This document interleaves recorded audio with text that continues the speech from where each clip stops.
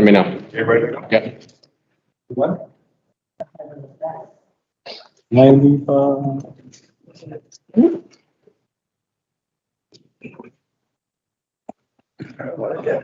Good evening, everyone. My name is Mr. Arvid Benahan. I'm the chair of the student and family. I'd like to welcome everyone here.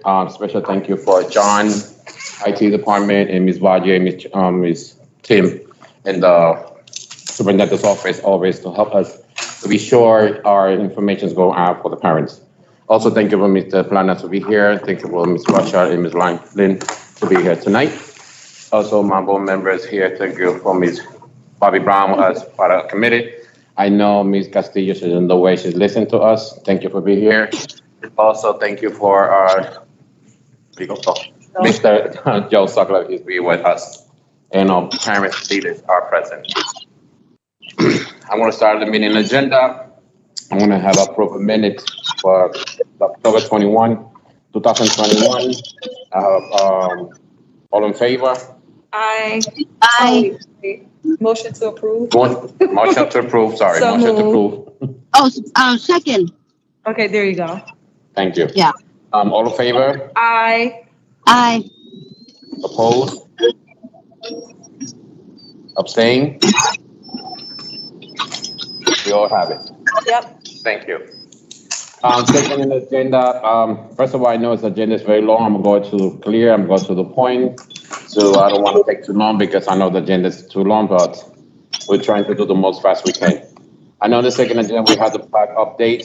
I'm going to give that floor to Ms. Lynn and Ms. Russia about the update of district-wide PAC BTSO, district PAC update. You can give them more information about that and our PAC BTSO elections.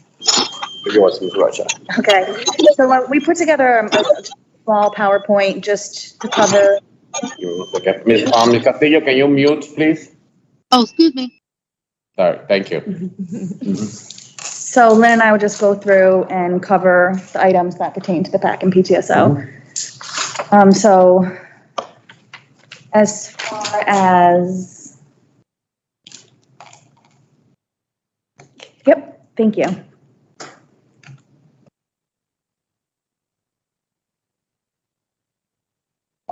It's gonna get transition. So as far as the action plans and the budget, so all of the schools' action plans have been developed, and they've all submitted their detailed budgets to the grants office. There are 2 schools that are pending approval, so they've all been approved except for 2. One is because they had some delays putting their team together, and so there was a delay submitting the budget. And the other one is pending because they made revisions and then resubmitted it yesterday. So those are the only 2 that are pending. That's the only reason why those 2 are pending. But all of the other ones have been approved, and they should already begin to submit their orders. Okay, thank you. So this is the expenditure report that we submitted. So you can see for each school, the amount in the budget, the amount encumbered, expended, and then the percentage that's used for each school. So these are all of the middle school and elementary middle schools. And the next one are all of the high schools, and then the total average for all of the high schools. So if you want to go to the next slide, please, we can see that we would like to be closer to 65% for each school based on the benchmarks that the grants office has put forth for each of the administrators. So in the majority of the schools, we are not there. So I think now is a really critical time to start making a bit of a push for them to start placing more orders. We're hoping that, as soon as the weather starts getting warmer, we can do some more outdoor events. Obviously, we can definitely be planning virtual events. I know, do you want to talk about the work that you're doing with Johnson that just resubmitted their budget? Oh, sure. First of all, I am working with all of the schools. I emailed all of the PAC leaders today to hopefully engage them and support them in any way that we can.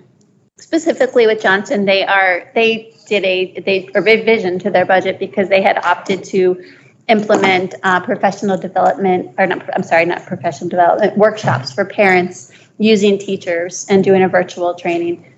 So that's why they have the revision, which I thought was a very creative way to go about expending that money, given the fact that it's difficult to have parents in this right now at this critical time. So 65% is where our goal target is for present. And as you can see, for the majority of the schools, there are only a few that are approaching or at that benchmark.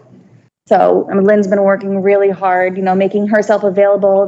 They've come and met with her individually to help with some of the planning. And, just a reminder that we are there for any of the PAC and PTSO leaders to help with that process. We have the YouTube. So this is just the support that majority Lynn has been doing, but from both of our offices providing to the PAC and PTSO leaders. So we have a shared team where we share our ideas. Mr. Benahan, you're a part of that as well. And we want to have a space for them to collaborate and work together. So bounce ideas off of each other, share what one school is doing, because we know that there are really creative things that they're doing to spend the money. And so sharing those best practices hopefully can spark some ideas at the other schools. Stevens has a PAC and PTSO email distribution list. That's how she shares information to all of the leaders that we have documented information on, the monthly roundtables with the superintendent, and we'd like to bring some community resources to those events as well. And then the one-on-one support that she's available for as well. I know a piece of this was the parent convention update that you were looking for as well. So I did reach out to Ms. Siegel just so we knew exactly what we were working with. And this is the information that she provided me for the parent convention budget. I should say that last night. Oh, okay, good. Yeah. Perfect. And then we've been having the quarterly resource events. And so we had the coat drive, we had the food kits, we had the superintendent's toy drive, and we're going to continue having those resource events. So hopefully get more parents out, make sure that we're identifying parents that we can give a little extra support to. That's my daughter in the right corner. And I just wanted to share this. This was shared with the district today. So the Bridgeport Family Resource Centers are going to be hosting these lunch and learns. And so they're virtual events for all parents to attend. And this was shared district-wide, but I just wanted, and it's in collaboration with a lot of our community partners. So I just wanted to bring it to the attention to the board as well tonight. And so I don't know if you want to ask any questions or go over anything else with the PAC-PT, so before we move on. Yeah, going to the update district-wide and not just, and not have it in a printed. And I have all from yesterday and all day calling all these leaders. Mm-hmm. Some of them, they are not no more presidents. I don't know what's going on. It's because not you guys. It's the information that the principals will put to let you know. Let's say he's not running no more. He's not here, or he stepped out, or son or daughter, is not in the school. I don't know what's going on with the principal. I will let handle that, Mr. Plana, you handle with that and talk with Mr. Sani, that at least give you the information correctly. So because when I start calling, I'm like, I saw you now, and when I email, text, something like that, they can tell me, no, I'm not no more there. I can give you an example that right now, the Bassett High School, the president is not Tommy Boyle. It's Ms. Falcone. So, and I'm like, okay, why the information is here? Right. And then I now see another document that you put that Ms. Falcone is the president. So exactly. I did actually catch that discrepancy as well. And I see another school, stuff like that, they're not, I'm trying to go, I'm busy, so trying to update all this line. I'm calling who's the president, who's not, what's going on with your school, what's going on with the budget. And like I said, maybe the principal just started, they will tell you another different story, but I'm not kind of person I'm go deep. I'm the kind of person I'm not go around. I go straight to the point. This is what happened, what's going on, what you have, what you don't have, what happened with your budget. Mm-hmm. And when I talk with this leader, they tell me exactly, because the communication between the principal and the PAC leaders and the BTSO leaders is not going very well. And I'm telling you, when I spoke with my leaders, they said, then I'm, what's I said? Thank you for letting me know. I will bring it to my meeting tonight, so you can help, because one story, like I said, this is two stories different. You guys are staff on board education. They will tell you nicely, everything look nice. But this is the way it is. This is the honest. This is the way it's running. But when it's coming from me, when I talk with leaders, I have more experience with them. I talk to them to the point clear, what's going on, and they tell me what happened. And like I said, the communication with the principal with the PAC PTSO is not running very well. And that stressed me out because I want them to have a good communication and work together for the best for the parent. I don't want nobody to talk about Bristol schools doing this, they have this issue, they have this problem. I don't want that. Absolutely. And please invite them to the roundtables as well, so that way they can come and. Yeah, I'm on top of that. I really tell them that, you need to come. You have to speak with Ms. Rocha, Ms. Lynn. If you think you have some issue with the principal, that's what we got to get the director, let them know what's going on. This is the person you have to call, because not because I'm the board and I'm the chair of the certain family, I don't want to go top for nobody. I go to protocol the way it is. That's all we've done. And Mr. Plana, you know that there's something's wrong. I'll call you. This is your school. Who's in charge for this? So you handle that. The last person's resort is Mr. Tisnani. And I don't want it because he got a big agenda. He's full. So they need to have a little more better communication. The principal with the PAC leaders. Okay. And I will add that I do think, relationships take time. And I feel like I'm starting to establish a relationship with the parent leaders and the principals. I actually had a principal reach out to me today to express that she'd like some support in engaging with her parent leaders. And I thought that was great. It was very positive. She didn't have anything negative to say. She just said she knew that they wanted to be stronger. And she asked for my support to help strengthen them. So I do see those positive relationships. No, we got principals. They're amazing. Yeah. They got principals. They love to work with the parent PTA. So they sit down, they support them. But the truth, we have some they don't want to, and we have some they want to do their way. It cannot be that. Because I know coming from Mr. Destani, they told all the principals, step back and leave the PAC and PTSO doing the job, how to spend the money, how to do the workshop, just let them know the principal. First of all, he's the principal, he's in charge for the building, and let them know the day you're going to have your election, your event, whatever. Right. But some principals, they don't understand that. And then I don't like that part of the communication. We got the other one and the district PAC update. I don't know if you've seen the team do the flyer and stuff like that. So I'm going to share social media because it's time to working with that. First of all, we had to have the committee. The committee had to be parents exactly from visual school. Right. They thought the one had to run the district PAC.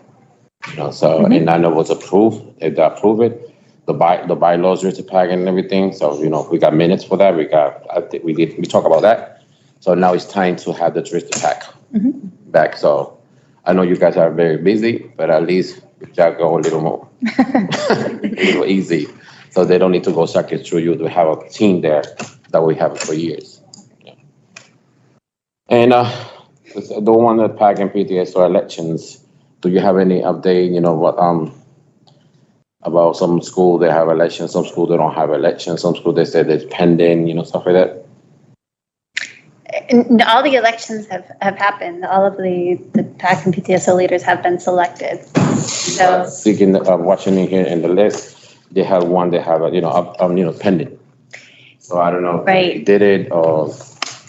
they do have their selections. I don't know. They obviously didn't input them onto that form, but they do have their selections.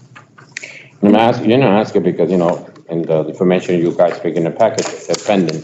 Oh, they don't have elections yet. So Yeah. I don't know if the principals tell you exactly, The principals go in and they update this. This form was clean at the beginning of the year, so this is all brand new information that was updated through the course of the first part of the year. It looks like that principal entered in the information and then just didn't erase that other piece that said they were having elections.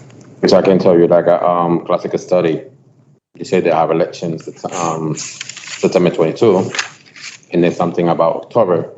And that President, Ms. Orlando Austin Strong, she worked for education, BBOE. And one of the just the PAC bylaws, they say if you work for the BBOE, you cannot be part of the PAC. So. And you know what I noticed too, Mr. Benahan, is this they both say PAC on the top, but actually the second list where it starts with the school principal, that's supposed to say SGC. So the first, Yes, another one, yeah. Yeah, I so know the- it's two. I know yeah, you give me okay. one SGC Okay. and one PAC. They got two. okay, because I noticed that for some reason they both say PAC on the top, but the one that has a principal listed Yeah. is the SGC. Yeah, and Okay. in the beginning, I said, why we got two? I know. But I stopped don't know what reading. I said, happened "Man, I there." want SGC. Okay, just Yeah. wanted to make you inquire.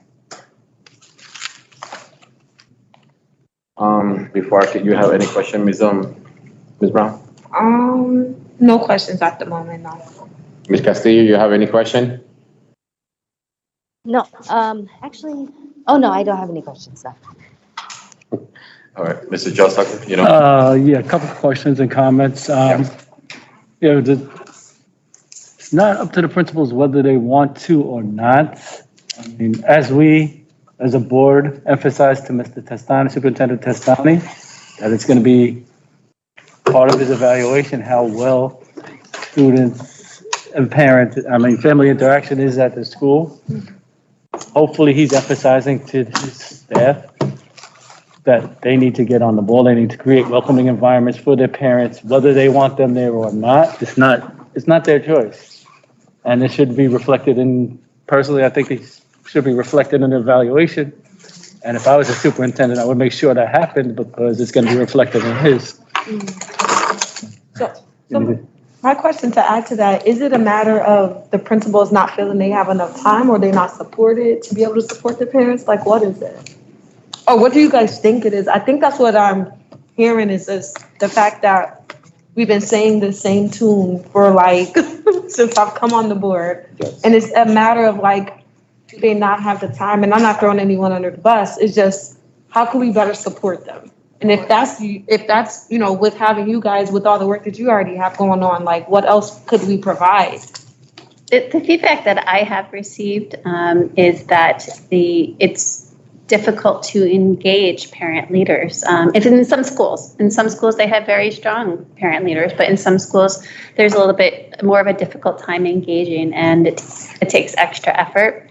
And I think that with COVID and remote learning and everybody having other obligations, I think that it just exacerbated everything. And that's actually what I heard today from one of the principals, was just that they were doing really well and they had a lot of momentum, and then everybody was remote and they had turnover, and now it's just, they're starting over essentially. Yeah, the reason why I asked is because, like, you know, like Mrs. Sokolovic said, like, it's a part of, you know, their job to make sure they have this. So if part of their job is that and they feel like they're not being supportive or like there isn't enough creativity, like I'm trying to think like what could we brainstorm to support them so this gets done? Not to just check it off the list, but to where it's working. Yeah, Absolutely. and I love that because that's kind of what we've been trying to do. That's exactly what we're trying to do. And I really can't say it's from a lack of effort of anyone. I mean, the information from the budget gets sent from the grants office. You know, Mr. Testani sends it around to all the administrators, the executive directors work with the schools on their, you know, under them. We're providing as many opportunities and letting them know that we're here in any way that we can support them, offering them the one-on-ones, the monthly roundtables, so they can come and speak to us or speak with Mr. Testani directly. And I think it's just everyone has so much on their plates, and I really don't know what more we can do to try to build these, but maybe we could put together a small focus group. That's exactly where I was with going them. next, was like maybe it's time to just get a temperature as to what's happening, because if life is happening, which life is happening, but if it's happening to the point where they feel overwhelmed, you know, maybe then we'll sit and brainstorm like, how can we better support you? Because maybe it's not about you guys providing all these things if they're turned off completely. Right. So like maybe it's just finding out emotionally, or, you know, we sometimes have to do social emotion on adults. Absolutely. You know, that could be it. Like just thinking about, you know, them being parents and, you know, is this something that they still want to do? And if it's not, that's fine. You know, reassuring them that, okay, that's okay. But also to reminding them that this is a sense of a partnership between them and the schools to better their schools from the parent perspective. Right. But yeah, maybe a focus group. I would think, you know, I would love to hear like how we could support them, because, Definitely. you know, we're already doing it in person and virtual for all other things, but like if we take away all the program that we're providing, if the human being itself is not okay, then it's never gonna impact any of the work that we try to bring to them, no matter how creative it is. Absolutely. And I think that's where we learned the most. And I think that was our goal with putting together these monthly roundtables, was to get that feedback from the parents. And I think that's where we do learn the most from them. But we're also looking into putting together a parent survey. And it's an SEL survey. Yeah. So we did an SEL survey for staff, for teachers, and for students.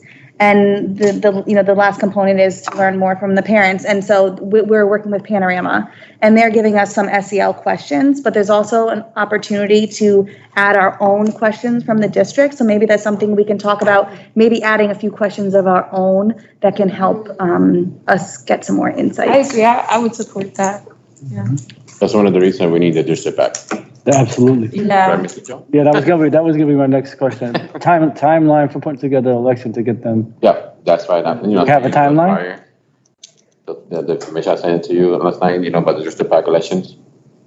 Yeah. Yeah. Oh, that's Yeah, for the I election. already, and I put in a team.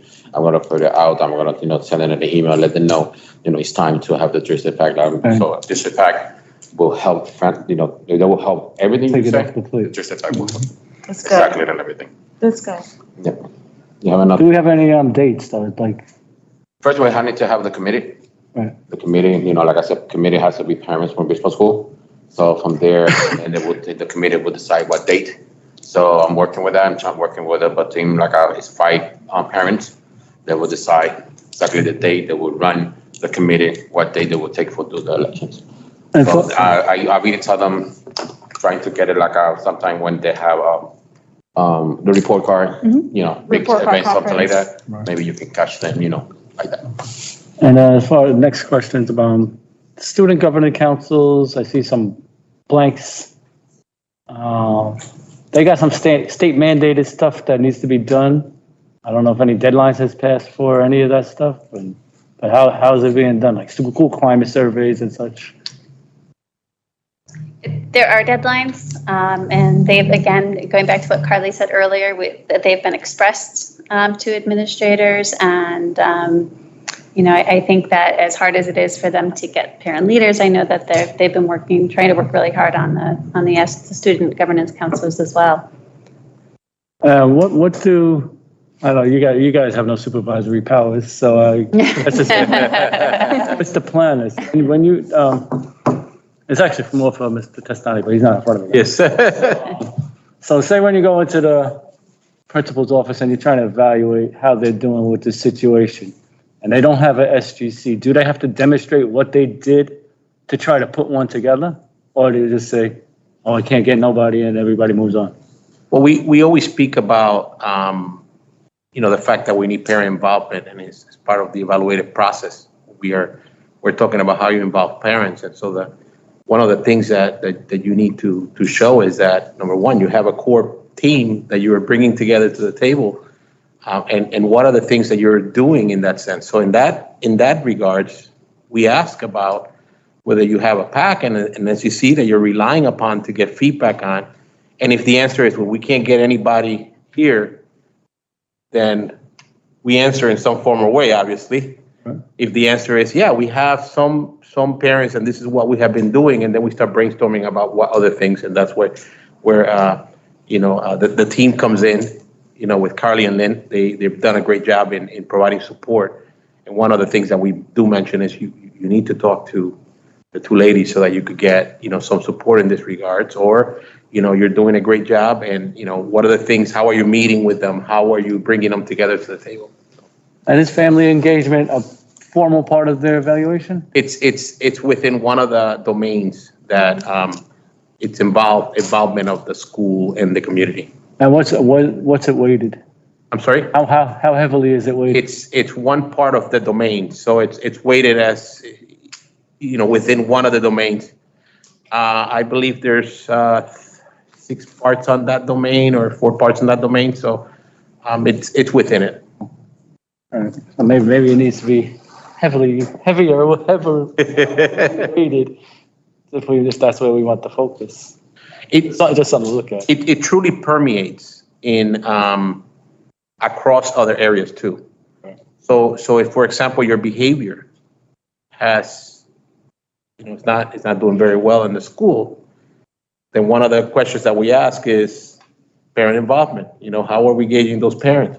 So it comes, although they have its own domain, it's permeating within other. Yes, it shows up everywhere. Yes, definitely. But the rest of the categories are more likely than not to be more reactive than proactive, Yes, to see the results of not having it. exactly. Okay, that's all I have, Mr. Bennett. And if I could just put a suggestion, where are you, so you posting everything on like the, parent square? Like any of like stuff like this?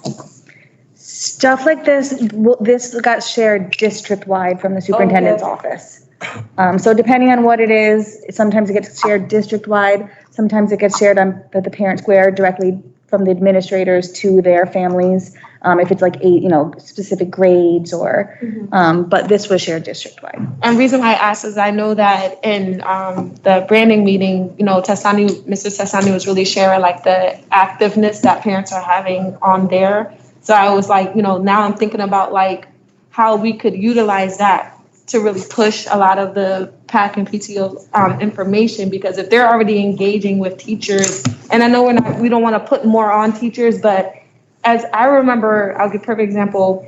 When I was in like Dunbar, I remember my mom would meet with the teachers, like, hey, don't forget tonight, this is happening. Like they were very adamant about getting parents involved at any level of whatever was happening. And I know that COVID has happened, so most parents aren't. But we also have to think, technology wise, like, if there's any way that we can continue to push, those invites on Parent Square, use it, because we're paying a hell of a lot of money for it. We might as well use it to get in the faces of parents as much as possible for activities that are happening in their local schools. I'm not sure if the app can focus just on one particular school, but so if it can, then that's even better. Absolutely. Because then, you can literally send out notifications for what's happening for that particular thing. So I don't know how much of you are already doing, but, if we have to beef it up just a little bit more, that may help too. Definitely. It's a great suggestion. Yeah, it is. Thank you. FYI, I got it from my son's school. Oh.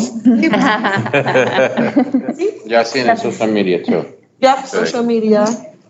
Maybe getting some of this on our Facebook page where the parents are. They talk every day I monitor as much as possible. So whenever Tim or Tessani or whomever posts something up there, there's always a whole feed of like questions. Oh, great. So, that may be something whenever there's bigger events that are happening, sending it to Tim or to Testani and saying, hey, we want to put this out there for the parents. Could you give us, some time to put it up there? Something like this would be really cool too. Right. Put up there. Actually, looking at it closer, it's got the beef, because this was shared by Bridgeport Public Schools. And when something's shared by I'm still learning it, the school itself, it has the school's logo on it. That's good. So this they'll was shared district-wide through the The Parent Square. Okay. Yeah, that's all I have. Yes, thank you. Thank you. You have any question, Ms. Castillo? Could you all introduce yourselves? yes. I missed that piece. This is my first committee meeting.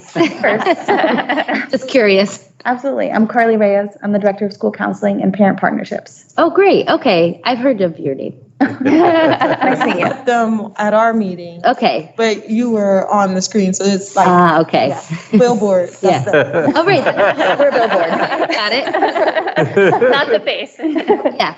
I'm Lynn Stevens. I'm the coordinator of family and community engagement. So I oversee our social emotional learning program and our restorative practices program and our attendance initiative as well. Okay. Yeah. So same two. Same too. Yeah. Okay. Yes. All right. Thank you. Yes, of course.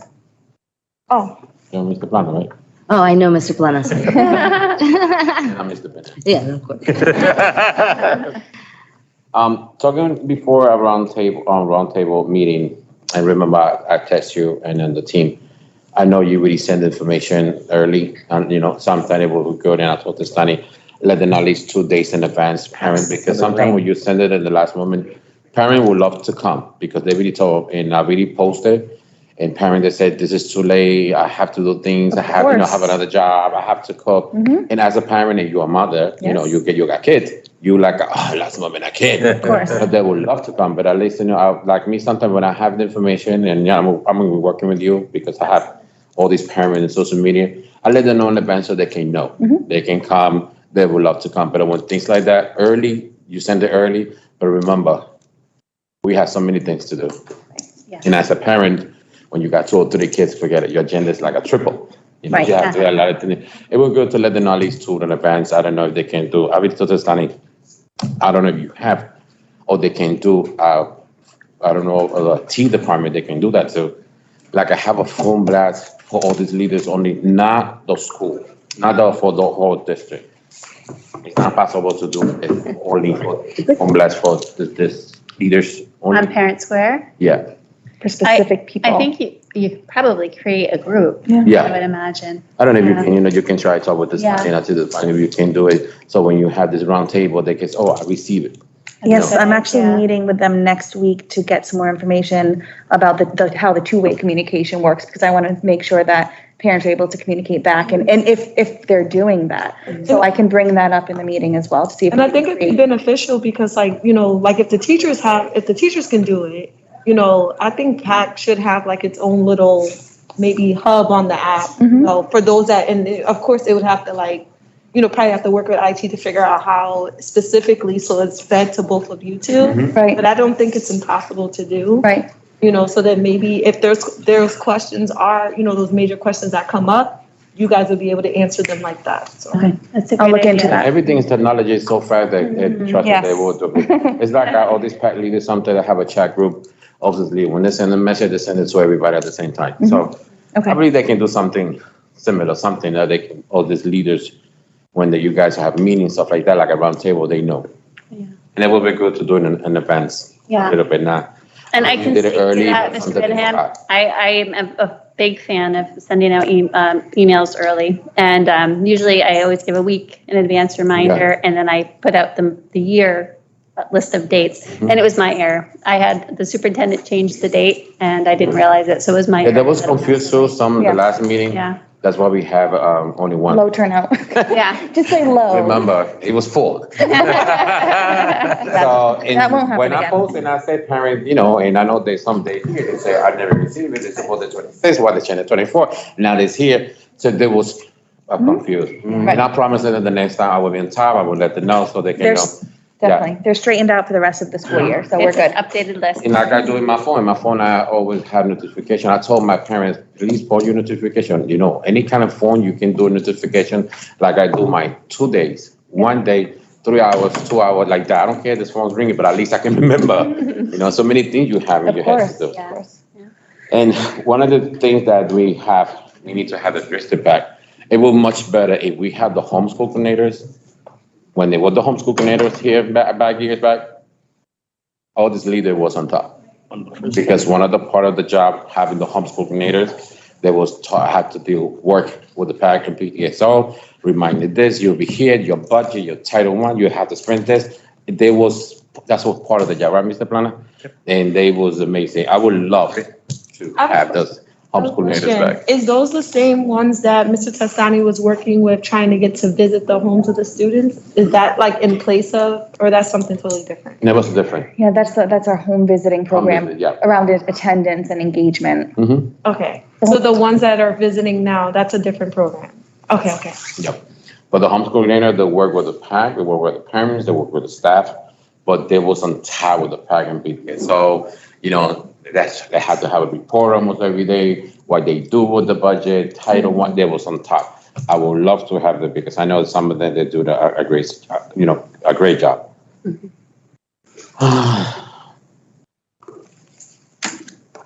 Another thing that they caught my attention and made me upset, that some leaders trying to let them know the parents, the flyer, they do a flyer, and I have this experience with one school very badly. I really told report to Mr. Stanley that, like you said, and I don't know, Ms. Brown said, so talk with the teacher, and the teachers help the parent PTA send the flyer out. The big issue is that some principal that said, no, you're not going to send that flyer out. I will not give you the permission. And then when the parent PTA think that the teacher sent the flyer out about any events happen in the school, the teachers cannot send it because the principal saying no. So the staff have to step back because they don't want to go over the principal. And I didn't like that. I already reported to Mr. Testani the situation. This cannot be happening again. Because when the PAC, the leader was waiting people, and they start calling people, they said, oh, I never received nothing. I never. And it was sad that staff came to the PAC in PTSO because it was having few events. They said, I'm sorry, but this is what happened. We don't share your flyer because the principal said no. This is what I say, why the principal has not have a communication. Then if the PAC or PTSO make a complaint and go against the principal and then they say, oh, this PAC or PTSO, they're upset with me or they doing this wrong. No.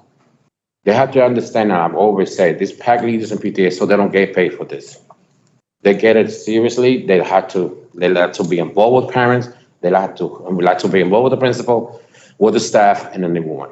But having not support for the principal is not acceptable at all. I have a question. Yes. Could it be, or could we put in place a system where, if they're looking to have an event, they have to have a flyer in a certain time to have the flyer in and approved? Because I know the district is very big on making sure whatever gets put out is approved in a timely manner. And that principal, whomever is the secretary of the school at that time, make sure that it has, the approval from the district to be able to be sent out. Could we put together a system, or if there's already a system, Mr. Plans, I don't know if there is, about flyers that are being created from PAC members so that they can be able to say, okay, this is in the two-week, timeline. This is when we plan to have it. We need it sent out in enough time so that we can gather enough people. And then, is there specific guidelines that principals, can say, not necessarily we don't want this, but like, there are things on here that you may need to change in order for us to send it out versus saying we're not sending it out. Because maybe that could be the problem. It could be either, there could be corrections or whatever the case may be, but it needs to be explained to the parent what the timeline is, what needs to go on it, who needs to approve it, and when it's going to go out. When the leaders, they do a PAC, the PAC leaders or the PTS, or they do a flyer and sit down, they have to be the leaders from the school. They sit down, they take notes, how they're going to do the flyer, the date, time, how they're going to do it. And then they sit down with the principal, let them know, this is the flyer we're going to do for this event. Let's give it, like right now, we got an African-American, heritage right now. So they do it, this is the date, this is the time. If the principal say, yes, the date is fine, everything's good, okay, let's send it out. So they let them know, of course, the principal let them know the date, so they don't get conflict. So, but the situation happened that I was involved. Nothing is happening. Yeah, exactly what the situation, exactly. The principal decide, tell the staff, not gonna send it. So when the PAC leader, they think the staff already sent it, we're gonna have, I was there in that event, 2 parents show up. So when we find out with some staff came to the PAC leaders, they down and tell, listen, I have to tell you because I feel bad, you're not supposed to, it's bad that they treat you like that, but the principal tells us not send the flyer. The other thing is when the principal do a phone blast, don't do the phone blast the same day you have the event, 2 or 3 hours before. Like I say, parents have things to do. If you let them know at least one day or 2 days in advance, or the same day in the morning, a nice phone blast, we appreciate that. But when I call parents, I have the witness, no. If your event is at 5 o'clock and you receive a phone blast at 3 o'clock, parents not something they don't have no time to go running right away. And what it make me mad is they have to understand, first of all, the PAC leaders take the time to do this event with the whole team. Second, they spend money for the food. And the food is getting very expensive. Third, they take the value time to get in this event, now will be with the family. So what's happened with the communication? Mr. Testani said very clear that the principal evaluation is going to be part of the PAC committee. So right, Mr. Planner? And you really guys know that. So it will be sad that when they do that situation, evaluation, they say something of the PAC committee. Because I know Mr. Testani will speak for those leaders and let them know, give me the feedback, how the principal communicate together. So And that's not right. When I tell you this, I would not tell something either in Facebook Live or whatever. It's not true. Right. I will not say a word that's not true. I'm telling you this because I was witness and I see it. So it's sad that the communication is not working very well. You know, it have very important. Without communication, it's not successful. Any comment, Ms. Castillo? No. Ms. Brown? Joe? Joe? No, thank you. All right, next in the agenda, I know we talk a little about the Student Governing Council. And I know Mr. Plana say something. How's the update, you know, with each school? Have the complete, they already have the election, they already have parents involved, the PAC and PTSO involved? Yes. Yeah, are you talking about the PAC PTSO or On the Student Yeah, about Government the Council? Student Governing Council, yeah. Yeah, the list is up to date of those schools that have, and as you can see, there are some schools that don't have members listed. And, you know, that's what we addressed, Mr. Planas addressed earlier, that we're working with them. Good. Sound good. Before, I don't want to keep going about the agenda. Something happened, and today I called one of the PAC leaders, and I can tell you it was really school. And I spoke with the principal, the president, Ms. Bonilla. And I go, what, you guys give it to me? I'm going, what the paper say, how much money and everything. What the principal spending money without not letting know the leader. Right now, and I'm not lying to you because I take note and I have everything here. Sorry. Right now, they spend something $1,132. Then the president, Ms. Bonilla, she said she don't know. Bring the schools, you want to yours, Mr. Antoine? Grizzly? No. And I wasn't sure, and I speak to her, and we have a good, you know, communication, and I said, no, Mr. Benahan. And it will surprise me that the principal stopped the event, Turkey Bingo Night. She was telling me, oh, she canceled. I said, first of all, did she ask you why? Did she tell you, did she talk to you before they canceled? Because she received a phone call, the Turkey Bingo was canceled. We not let them know the PAC leader, president. It was Ms. Bonilla. So she called her, oh no, I canceled because the situation about COVID and everything, blah, blah, blah. Okay, I respect that. But that Turkey Bingo Night, the whole Bristol school have Turkey Bingo Night. We know, because I visit so many schools that's having Turkey Bingo Night. So she canceled, we not let them know the PAC president, Ms. Bonilla. They spent $1,132 when she don't know, I never spent, I never signed. So they spent something about, you have it here because you gave it to me in the event. Seriously. 0%. Schoolmate pendant. In Rochester, 100 pendant, and I asked her, she says she don't know what's that. She never approved it. We talking about $1,132. When that school only have 3,043, they really spending 1,000 something, and no, we're not let her know. So she telling me that the principal told her what to do, to cancel meetings with the PAC leaders, and I'm like, Castani, they don't want that. Castani told the principal step back and let the PAC deal with, situation. So it stressed me out. They get me upset because I'm like, I let them know, spend the money. You don't tell them how to spend the money. And I'm tired. Joe knows how many times I have to say that, Ms. Castillo, I know you know this, but I'm tired to say this. Let the PAC deal with the money. Or any question, they can call you. Not the principal. I spoke to her before I come here. It's made me upset and made me angry because I'm like, this leader want to work, but what they doing, they're pushing back. And that's why sometimes they say, I'm not gonna do nothing. I don't have the support, especially using the money. Do you know her? What does mean schoolmate? You heard something like that? Schoolmate. Schoolmate? I believe that's like school supplies. School supplies. Yeah. Yeah, For who? like scissors, they sell everything. They sell But for who? School supply for who? Because the PAC never signed that, never proved that. They don't have a room either, so school supply for who? And then Rochester, 100, pending. But everything said pending. We talk about $1,132. For who? So the school, the principal, whoever, or principal give authorization, oh, use the money from the PAC. No. Sometimes this get me upset and I put it for record and I feel like all hard from report this. And I don't want that. This money is for the parent, not for the school. The school have a different budget.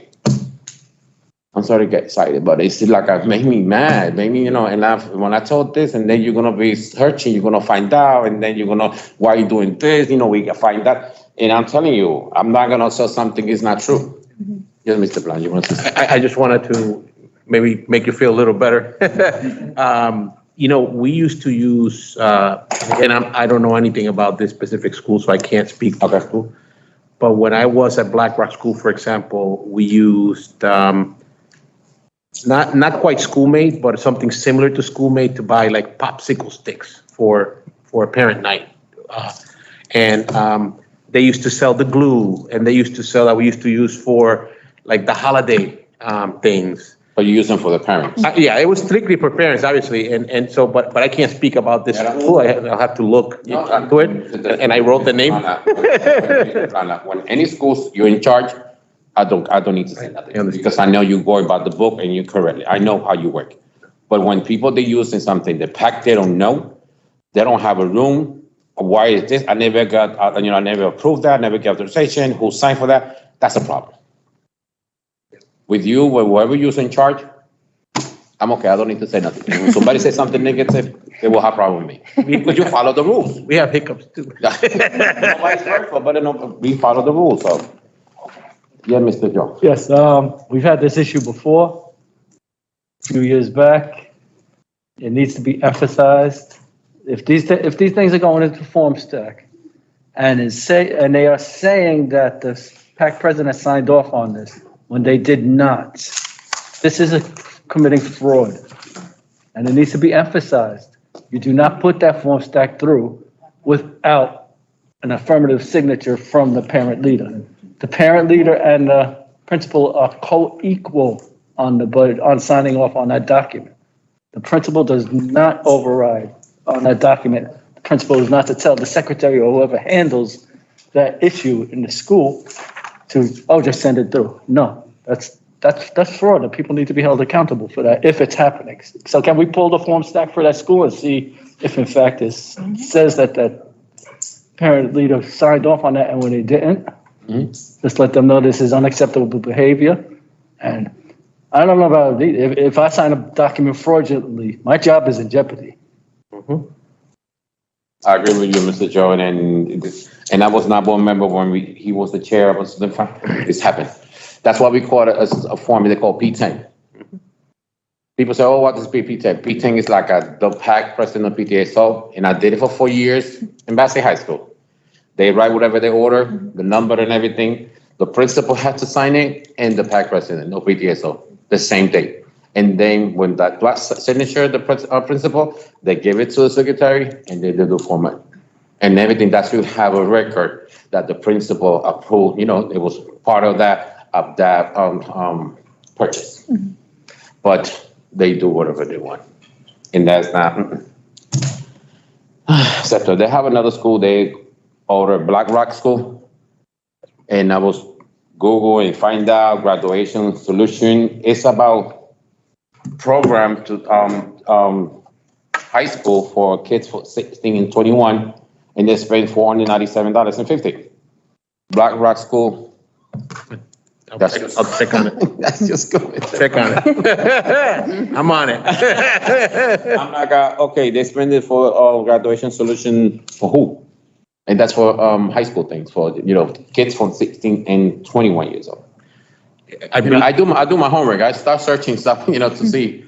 Yeah, yes, Mr. Panas. I believe they did, and I could be wrong. I have to get back to you on that, but I believe they did a night where they brought someone to speak, and I believe that's where it was spent. But I will definitely. If it's that for the parents, I'm happy. It was for the parents, yeah. And then they have another thing they call school date books. Yes. And it's looked like when I search and everything, it's like a book planner.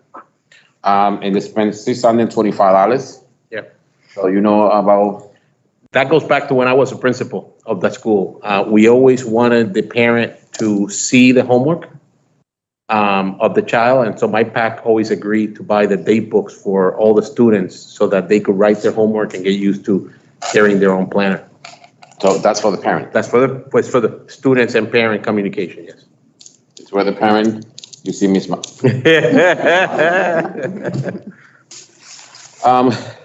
Like I told you, I start few things and I start feel like giving headache.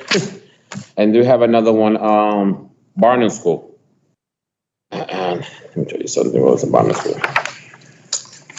No, sorry, not Barnum School.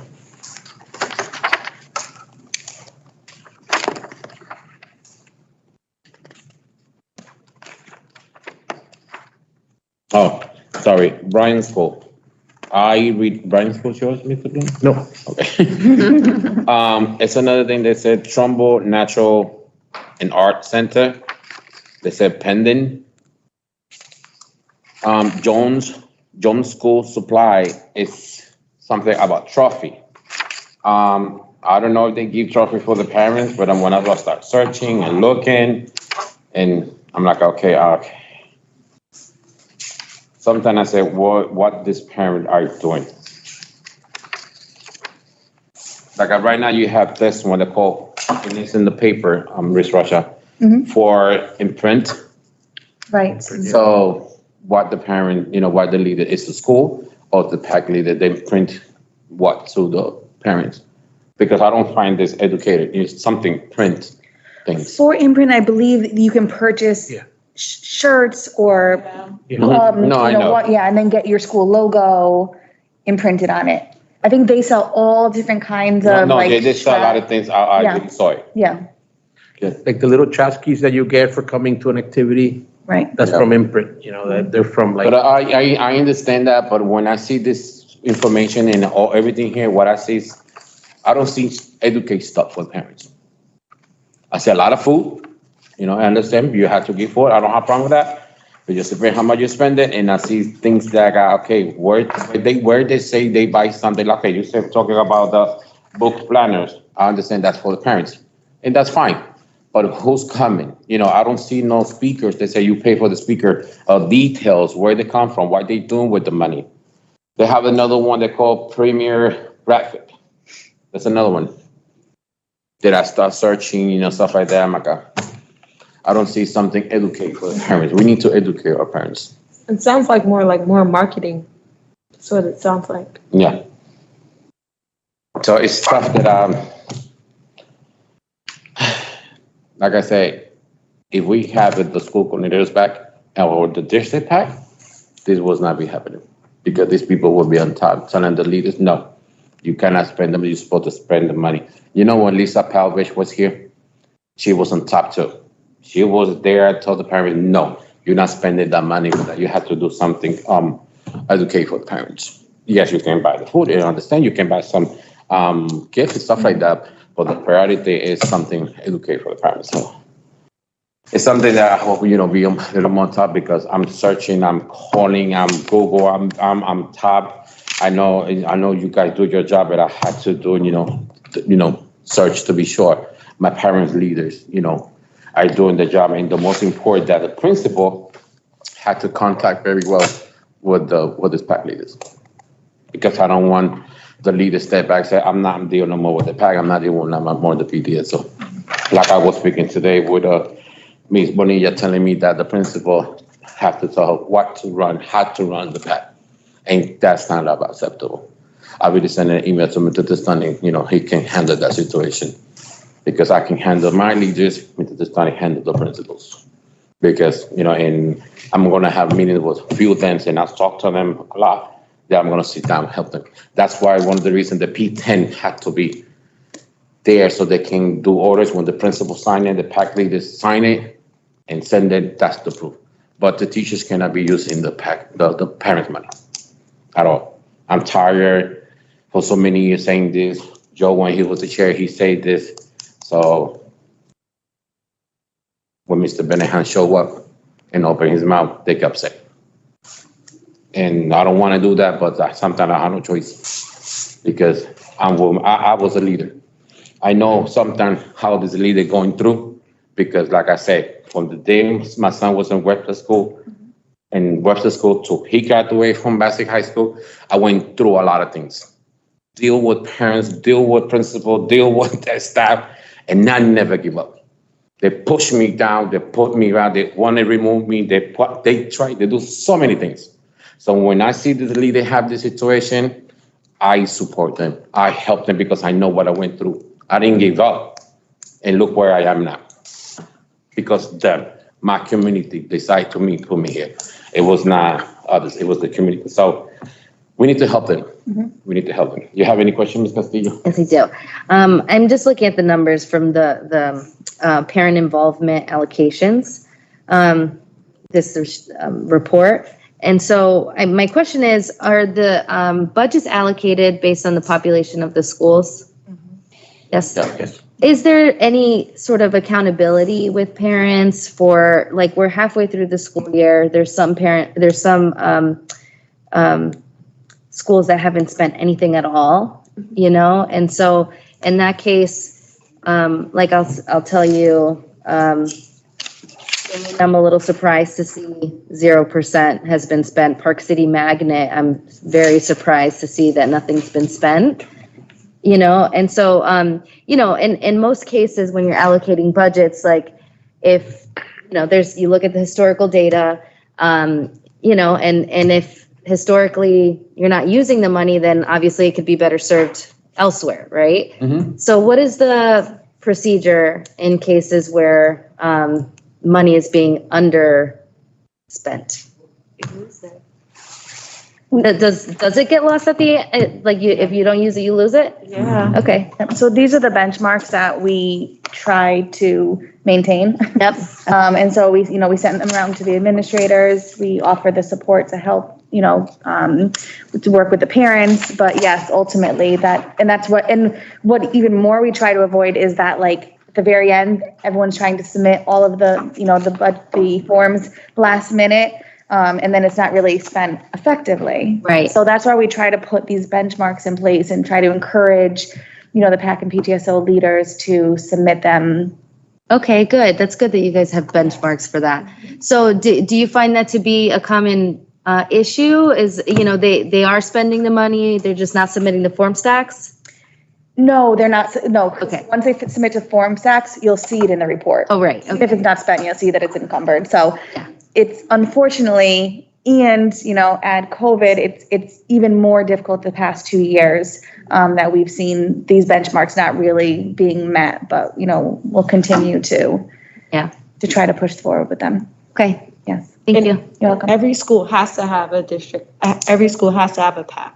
Yes. So it's not like, oh, you're not using it, we can just go and give it to like Thomas Hooker because you're not using it. So it's literally like, yeah, it kind of sucks. Yeah. It's hard to think about it. It's a valuable resource and it's available to them, to do a lot of wonderful things with. And so if it's underused, it's just as much a concern as if it's Correct. overused, And this goes. I don't think overusing is a concern, but Yeah, just feedback on what and this is what goes back to accountability. This is an easy accountability measure. Every dollar not spent, it's a lost opportunity to engage with a parent. right. And this is what we emphasize with the prior superintendent, that if they're not spending their money, at the very least, it's easy, the principal sit down with the president, let's spend this money. We have to. And that's one piece of cooperation that is not being done. Is the principal reaching out, telling the PAC leaders, hey, we need to start spending some of this money and plan some of these events. Let's get together. Is the principal reaching out? Has that phone call been made? Has that effort been made? Because the zero show, in my mind, a lack of effort and possibility, unless they're questioned and they can account for, I called this leader on September 14th and I told them we need to get up. I called this leader on October 14th and try to get this money spent. Is this happening? Is this being questioned when we see these zeros? And if it's not happening, what are the consequences of it not happening? Because if there's no consequences, it's not going to change. Right. And then it goes back to the discussion we had last night around budget, like where are we putting money? What is it being used for? You know, we already are at the struggling train right now with finances. So if these are grants that people are, you know, the district is applying for to make sure our schools have it, then we need to do everything in our power to leave no penny left on the table as best as possible. Right. Because then they're going to say, well, we gave you guys money. You guys got money. You didn't do anything with it. So why do you keep asking us for money? Right. You know, and, you know, I'm always going to play the other side of it because, you know, we hear it all the time, you know, that there's nothing in the district. And then we have moments like these where there is money there. We just need to find a way to use it. And parents and leaders, they can order stuff for the, you know, like you said, Mr. Plana. And if you don't have a vendor school, you can save it, or you can have a Zoom, you can tell them like I do on mine when I remember the extra book bag and the extra toys, you give it to them and everything. Well, I put it in, told that to parents come to my house, I put it in the porch for you, I don't need the contact. So I find out the way to have communicate with them. I give it a book bag because I have a book bag and I give it a toy, they give me the age and I put it in a book bag and they take it to my porch. You know, I do because I have the time and I want to have the communication. So all these leaders, they can, if you don't do that, they can do Zoom meeting, you know, stuff like that. And Ms. Castillo, you're talking about Skane. We have Ms. Williams, she's the president, you know, so I'm going to be find out her why she's not spending, you know, the money, like you said, zero. But if you see Ms. Castillo, we have one of the high school, Central High School. Central, I saw that too. Really? Hurts my I spoke feelings. to her, okay? As an alum, I'm like. I spoke to her with the vice president, and they're not like every time they trying to do some order, they decline. They say, oh, you cannot order this. They're not gonna order that. So I spoke to her. I'm gonna have a meeting with her. We're gonna sit down and we're gonna spend the money. You know, after her, you know, like I told you, I'm here to help this leader. And I hear with the principals or the secretary, oh, no, you cannot spend it. They give the paper back. No, you cannot do that. Who they are to tell them they cannot spend the money. Let the downtown figure out they deny it now. Or they can call you, listen, Ms. Rocha, Ms. Lynn, this happened in one of the schools. Can you figure it out? Now the secretary let them know, the principal tell them, no, you cannot spend the money. Come on, seriously, you know. I don't want they push these leaders away. You know, we need them. Let me keep going. All right. The Student Government Council, we spoke. I don't know, you give me some information. I know the parent vote allocation, you give it to me in your presentation. Summary of the spending and list items order. You don't, the last time we have this meeting in October, remember, like I told you the name of this company, you don't have. It doesn't come with the list of, the report that we were provided, doesn't have like an itemized. Like, okay, yeah, I know, It like just you says the say, vendor, yes. Jones School Supply. So I like to know, you know. What was ordered from. Exactly. Okay, I can see. I can Google and I show you in my picture Right. how they look like, but I would like to know, you know, what kind of person that, you know, I believe they're vendors or who make the vendors and stuff like that. So what exactly they do for the parents? Okay. I can reach out to the grants office and see if there's a way. I would like to have the list of these leaders that are using these vendors. Okay. What they do. Vendors update. I know you sent it to me some, and I have it, and the last one we have active. I saw and that. I put it in the team. Okay. Some parents they can see and stuff like that, and then I send it to some parents. They emailed me, and they're very happy. I know we have 40,000 vendors in the grant office, but at least you give it to me exactly the most of what we use. Great. You know, as leaders. If you see a new one, just put it there and send it to me the list so we can be on update with it. Absolutely. Parent confession update. I know you gave me something. We got $27,000. Working with a committee because they have a committee first. You know, the committee is the one run the parent convention. What they're going to do. I'm speaking to some leaders. They can know they have experience. Especially, you know, we're going to try to do something to spend this money before the year is done. How are we going to do it? We have to think how we're going to do it because of the COVID situation. Right. You don't want something they do and they block everything and they cancel everything. Right. You know, so they have to see how everything they're going to run. Do you have any update on anything that's for you? Because they say submit before April 14th. Right. My question is, if everything is because of COVID and we cannot do nothing, we're going to lose the $27,000? What's going to be for the next year? That's my question. Okay. I'll ask. Please let me Ms. know. Siegel. As Sure. Ms. Siegel, I forgot. I know she said something. Did she say something? We're not gonna lose it, I don't know.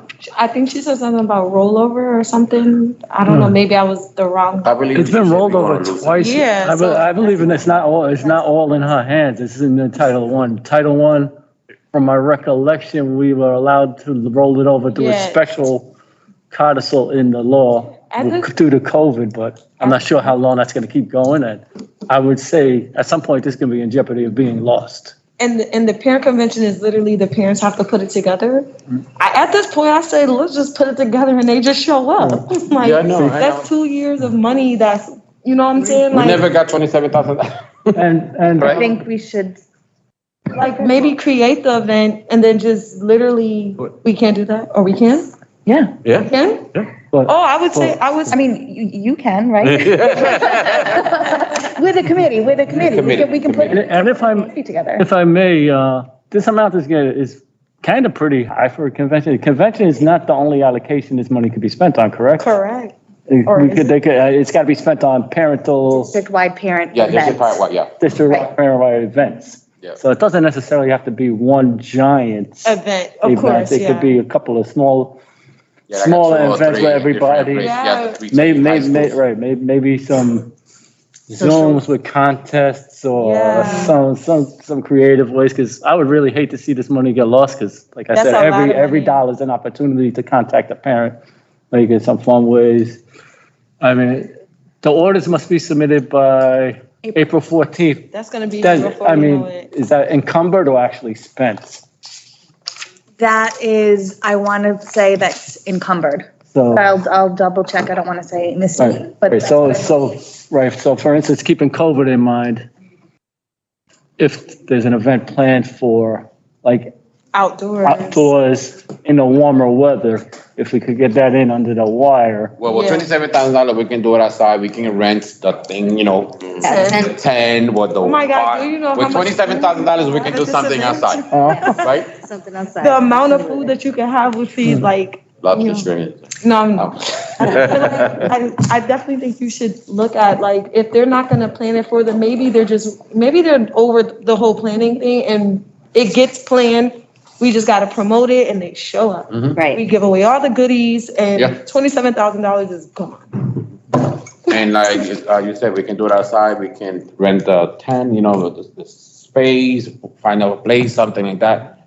And also too, like I know Mr. Testani is doing, we're planning to do some small events around the budget. You know, maybe not, it doesn't necessarily have to be the budget for the parent convention. I mean, not the parent convention, for the 27,000. You could do smaller events, maybe at every other school or something, maybe a breakfast on a Saturday morning, you know, have, you know, parents come in and pick a particular thing just to make that money go down, you know, just a little. I don't know. I can give you some ideas, you Yeah. know. I will talk about, like I said, I'm doing a committee and the committee will run that thing. So I hope, before the next meeting, I have all the committee, they can come up with idea and they can know how to spend this money, you know. Therefore, give a little bit, you know, having the experience 2 years being the chair of the parent convention, Like, you there's know, so I really much to spend do. my money very well. Well, let us know if we can help in any way. Yeah, of with the course. committee. You involved, you're not Okay. going nowhere. I was telling them, so you could do like a whole yoga event, painting, social emotional, like, Yeah. up on that, because if we want to be honest, that's like a major thing the last couple of years is making sure our students are social emotional, you know, together. But Yeah, the this COVID parents too. thing, Yeah. stress everyone and put everybody up there, and yeah. Any question, Mr. Castillo? Sorry. No, it's okay. Historically, so again, this is my first students and families meeting. So historically, what has been the sort of focus or purpose for parent conventions? Is it mostly social, or is it for the purpose of educating parents, or is it both? Educated, bit and of I can say both. As the former, I was the chair for 2 years for a parent convention. We have, last time we did it in Housatonic. Okay. Mardi Gras. It was a ton. Was it Yep. Mardi Yeah, Gras? Mardi Gras, we got somebody decorate the tables, very nice. We got food, we got breakfast, hot and cold, and we got 5 workshops about, It was packed too. it was full. Wow. I was was a actually lot of it was people. full. Yeah. It was amazing. This is before the COVID. Yes. We got, bullying, we got, Okay, a lot of workshops, like a five. Right, workshops. Special need, it was amazing. People come, we got vendors from outside that come free. I really spent exactly $9,700. So I went over and it was approved. But, I spent the whole money and we have a committee. Right. I was the chair and how we talk, we ordered store, we right. got told here, it was part of my parent convention. It was overnight, everything to be sure, everything, it was amazing. So Awesome. it's good for the parent, but like you said, Ms. Brown, we have now, because of the COVID situation, we can help parents do so many things, and we can go to a big place like a Central High School here, the yard we have something big, so something separate, so parents, they can, and your butt is very educated. Oh, they come as a keynote speaker, speak, and it was amazing. Nice. Yeah, Very nice. it was good. But this $9,000, before years back, they give us $22,000. Wow. On $22,000, we go down $9,000. Oh. Yeah, for years. But this $9,000 twice, I will spend it very good. Yeah. But now we got $27,000. I will let another committee spend very well Yeah. before we lose that. Awesome. Okay, number 6, discussion of the parents' concern, communication with the staff and the principal. Mhm. This was a little bit, Mr. Brown, I will give it to you early. The communication is it's not working very well. I don't know, you can speak with Mr. Testani. Like I said, parents sometimes get upset trying to talk with the principal and working together. But when the principal's not working with the leaders, that's what the leaders step back. That's why sometimes leaders, when I call them or they email me, text me, Mr. Bennett, we're here at this situation, what am I going to do about it? It's follow the protocol the way it is. You spoke with the principal. He's not support you. This is the director, the secretary director, you're going to talk to them, you're going to call them, And after that, I know he will handle the situation. If you think he's not handling the situation, then you go to the study. So I would not like this process go like that. I would like this stop exactly with the principal and the PAC leader, working as a team. But I have one part that Mr. Joe Sutcliffe said. If you see the principal trying to communicate with the leader, at least have a list, black and white in an email. I really communicate with the PAC BTSO about this, and I don't see no results. I don't see no response, because like Sestani said, it's going to be in your evaluation with the principal. So the principal, before they have a red dot, it's much better he got a green. Like he can say, I really communicate with the PAC leaders, because I know we got PAC leaders and PTSO leaders, and I can't say it, they're lazy. They did just because the title. They did because they want to, I'm the president of the school, but you're not doing your job the way it's supposed to be. It's the truth. Because when I talk to them, I say, well, you did this, or you did that, do you call this, do you inform us? Oh, no, I don't know, no, I didn't know. Okay, we have people, if you don't ask, you don't open your mouth, how people are going to help you? It's very important you communicate with your principal. And I was telling you, we got Ms. Roshan, they can help you. I know you guys send an email and the team and stuff like that. It's not email, phone call, text message, Zoom or whatever. The technology is so updated that you don't have excuses. If you cannot make it, so step down and leave others do. But more of the majority I have is negative principles. They don't want to deal and communicate with the PAC leaders. And that's not good at all. I know principals have a full agenda, everybody have a full agenda, but at least I would like the principal try, and I don't know, you can bring that to Mr. Stanley, because Mr. Stanley really told them, help them, support them, but step back, let them handle the situation. Do not control them. Do not. If they had the only thing they had, the leaders had told the principals, listen, I have this event this date. Are you okay? I don't want to have conflict, if you have something. Period. Mr. Stanley said very clear. Let them do the job as a PAC and PTA. They know how to spend the money. But I got to tell you have schools, they're using the money, and that's not good at all. So I hope, Mr. Plana, you talk to Mr. Assistant about that, please. Thank you. Any question, Ms. Castillo? No. Ms. Brown? Nope. Mr. Joe? No, sir. Okay.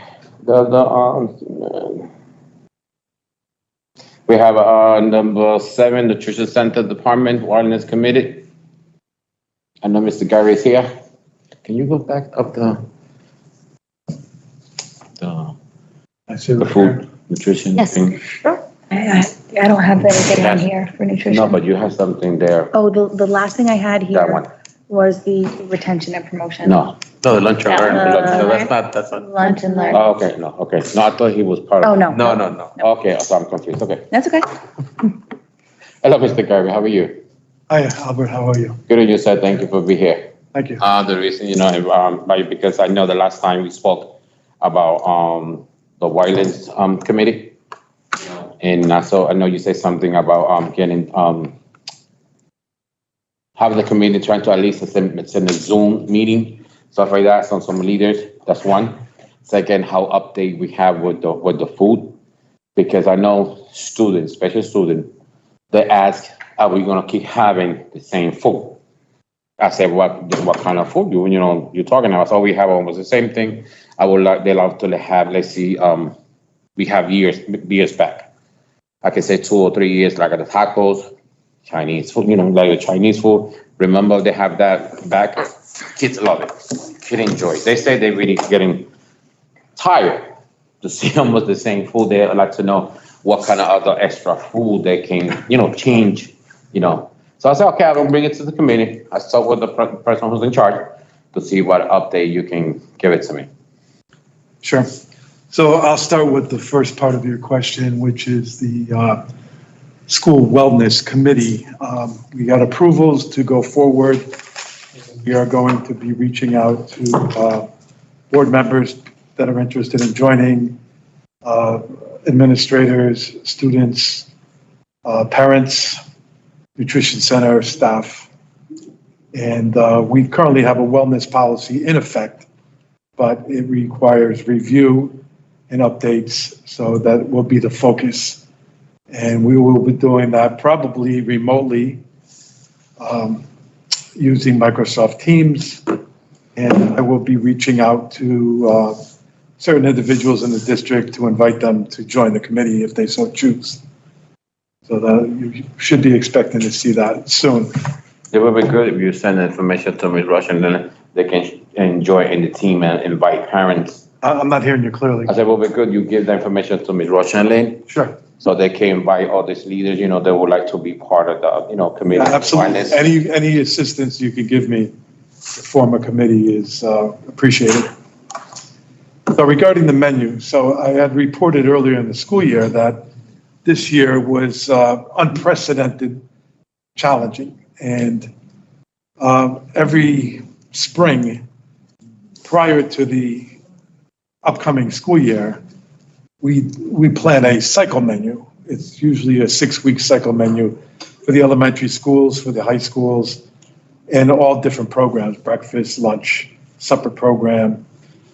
And also it applies to our summer program. This year, we had all types of supply chain issues where the suppliers could not supply the food that we ordered. All types of issues out there. So what we're finding is that these companies, some are processors that process raw product into a finished product. So for example, chicken, we purchase chicken with USDA entitlement dollars. And we do that in the month of March, and it's sent to a chicken processing company, and they provide us with finished product. So they cut back on their line of product offerings for the simple reason of maintaining staff in their own facilities, mostly due to COVID. Secondly, transportation issues. We've been faced with numerous price increases off of our bid. Prices, they've increased due to the fact that there are labor increases, the transportation costs, the cost of fuel. We attended a statewide meeting today, and there was a salesperson telling us that a truck full of product that used to cost $4,000 to transport is now $10,000 to transport. Wow. Sorry, how much you say? What used to be $4,000 to transport a tractor trailer load of product to its destination is now $10,000 Wow, Jesus. due to the increased cost of fuel. There was another anecdotal report. There was a load of food product that a truck driver was delivering and abandoned it for another job that paid him better. So there's all types of unprecedented issues that are happening. So what we've done is we order our food. We had to deviate from our cycle menu, order food based on what we'd like to see come in, and then cross our fingers and hope that we get the food delivered. So now we build our menus instead of monthly, weekly. Our menus are built off of what we actually have in-house. I can't plan a monthly menu and publish it, and then half of the items don't come in. So that's the approach we've been taking. Is there some redundancy? Perhaps more than we would like. But we're trying our best to get an array of product. Now, there has been some positive news. Some of the items that were not available earlier in the school year are now becoming available. So either the companies that produce the product have now gotten back to some normalcy, and they're able to resume some of the functions that they were unable to in the past.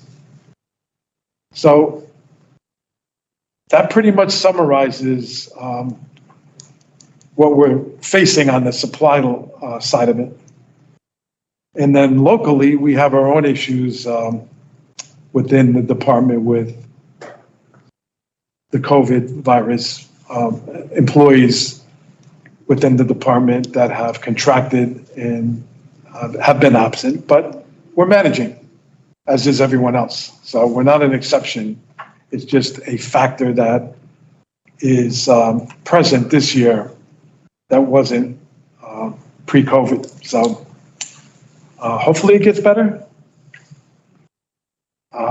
We're doing our best. We have, this was a year of unprecedented vacancies within the department.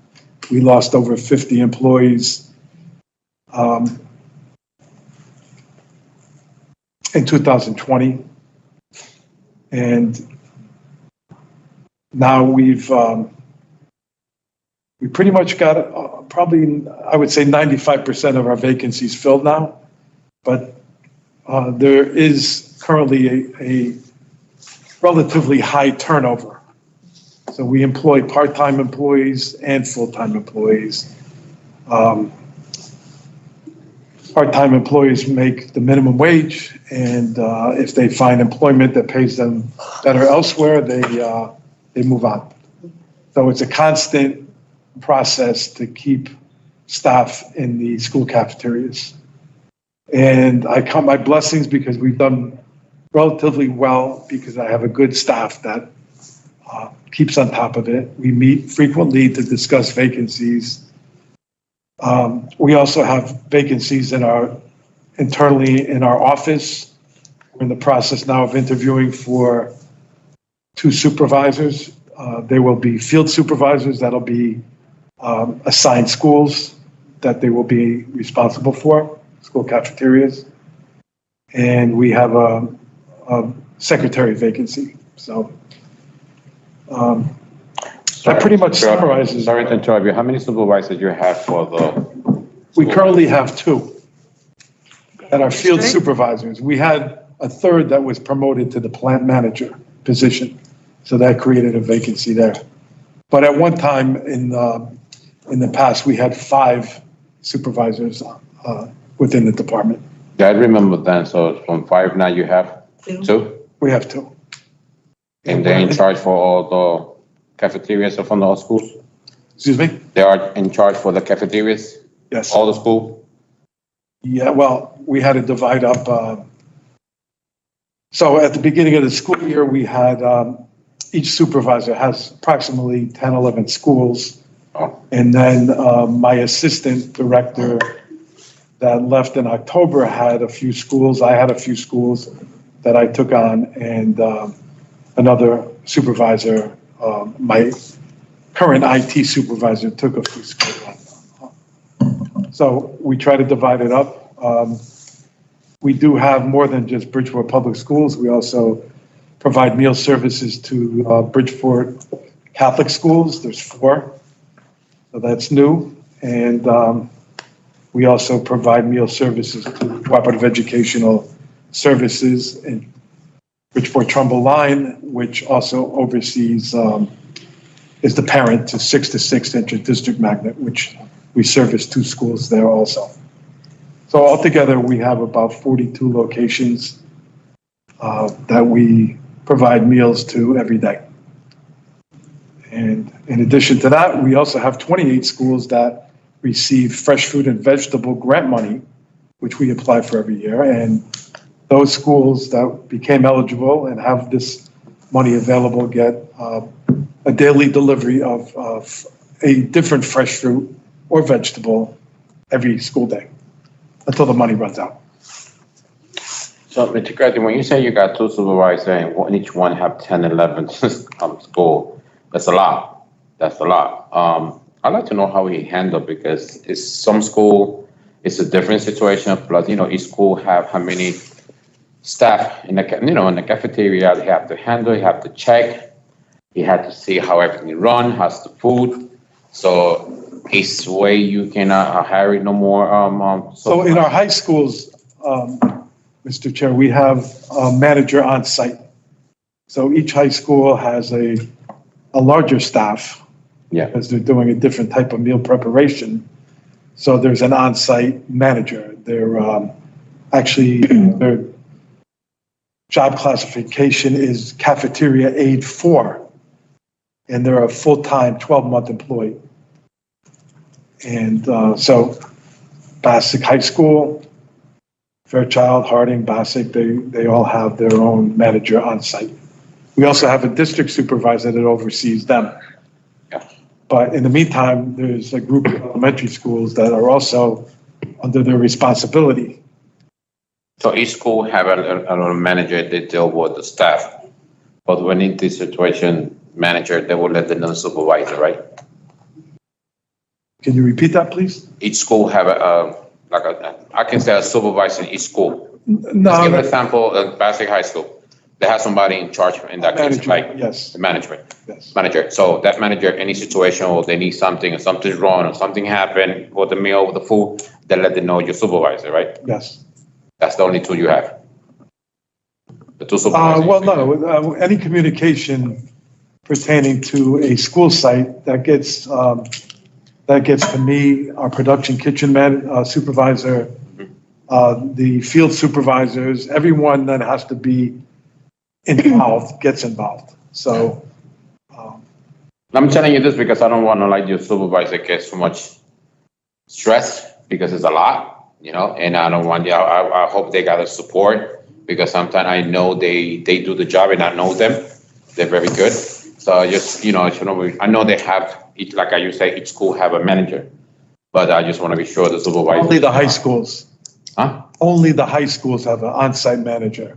And So in the elementary schools, we have cafeteria aide 1 is the classification. So there may be, the maximum we have in any particular kitchen is 3, and that's at Cesar Battaglia School. And most of the other schools have either 1 or 2 kitchen employees. In addition to that, they have the part-time cafeteria assistants that are mainly in charge of the dining room, but they also assist in the kitchen. Mhm. Yeah. So that's the structure. it's almost the same amount of employee, or just depend how many kids, or how big is the cafeteria. Let's give example, say Sabataya, that's a big, big one. And we got Skane, the small one. So it's the same amount of employee, or just because depend how many No, kids? we staff based on the number of Student. meals Yeah. output in a particular school. But every school construction is unique.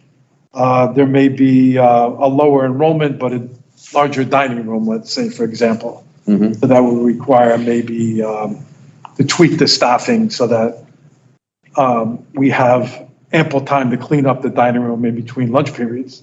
And lunch periods vary from school to school. Sometimes there's only a few minutes in between one group exiting and a new group coming in. So we have to clean the entire, all the tables Yep. in the interim. So that might require a little bit more on-site labor or something like that. And you're not short of staff in the cafeterias?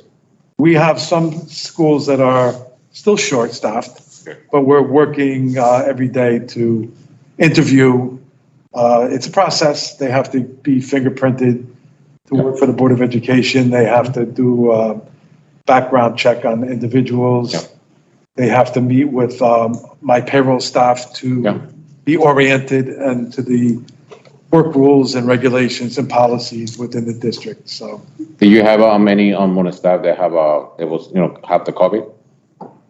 The virus, staff. I'm just, your staff employee, they have COVID? I had a number of staff have COVID, yes. Yes, we got hit pretty hard. Okay. Any question, Ms. Brown? No, I just would say that you guys are doing a great job and I know it's tough. Food services is very demanding because of the students that we're serving. But I appreciate, and I think our committee appreciates the hard work, even in the middle of the shortage that you may be facing, so. We have a lot of dedicated employees within the district working in food services. They're there, I don't want to speak for all of them, but we do have an attendance issue with some individuals, but for the most part, our staff are dedicated. They're there every day and they enjoy what they do and they put their heart into it. So it shows. And then no organization is perfect. Mhm. So you may have some issues, but we try to, To resolve. well, what we do is we bring in part-time cafeteria assistants first. Mhm. And if they aspire to the next full-time position, then we evaluate them at that level. So the advantage is they get to see what the job is all about, and we get a chance to see what they're about. Mhm. And then the supervisors make recommendations as to who to promote to the full-time position when vacancies occur. And that model has been working out very well. This year we had to, because of the number of vacancies, we had to hire and skip that step, just bring them on full-time positions because we had so many vacancies. But again, we go through the interview process and we did very well. As a matter of fact, Fairfield University had a change in food service providers, laid off a number of their people, and some of them applied here at Bridgeport, and they turned out to be very competent individuals. I would say lunchtime and breakfast is so important because food changes the attitude of a student. Yes. You never know like what their morning or what their, classes before. So, it changes a lot. So you're very appreciated. So. Yeah, and you guys be there from the day one. From the day one, your all your employees was there, when we don't stop. To be sure our kids have received, the lunch, the breakfast and lunch. And we appreciate that. What they accomplished last year during the center of the pandemic with when students were not in school, we switched our operation to grab-and-go meals. Yeah, Mhm. that was volunteering in school, yeah. So all the praise and gratitude goes to the staff, the frontline staff. Of course. They're the ones that really put their health at risk, were out there, came to work. We had a number that didn't, but, different circumstances Yeah. for each individual. You have any question, Ms. Castillo? No, I don't have any questions, but I do want to say, I work at a private school in Stanford, and I've been there for a year, and people always tell me how the food was before COVID, and so, and frankly, I think that the lunch is pretty good at my school, but people always say that, like, oh, but this is really nothing in comparison to what it usually is.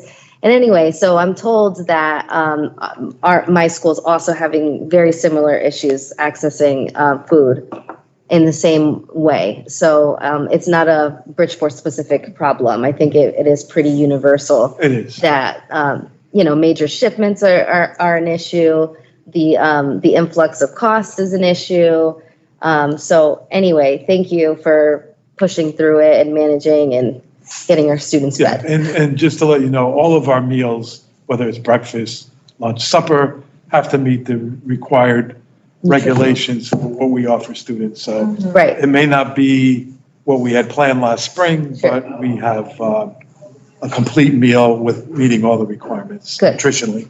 Yes, excellent. So thank you.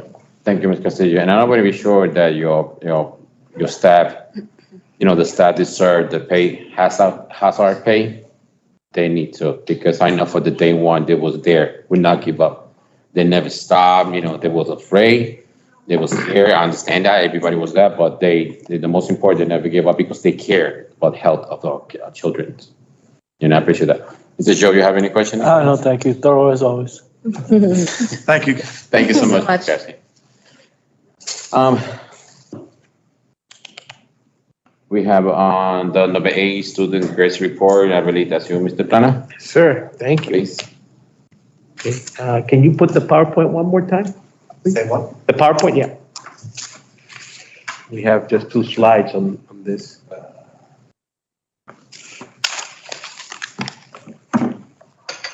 So basically what the PowerPoint has is the numbers that you have in your packet. And so we just wanted you to see the numbers. I want you to keep in mind 2 things. First of all, actually 3 things. The first thing is that we are always 1 year behind. So what you're seeing are the numbers from 1920.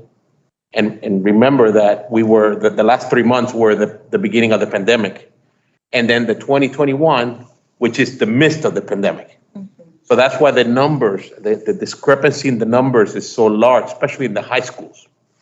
And what you see is, if you look at the 1920 report, which we already talked about last year, but I wanted to bring it forth. We were very lenient at the end of the year because of all that missing class time, and we were extremely lenient with students. So the number of retentions actually were much lower than if you look at any historical data in the past.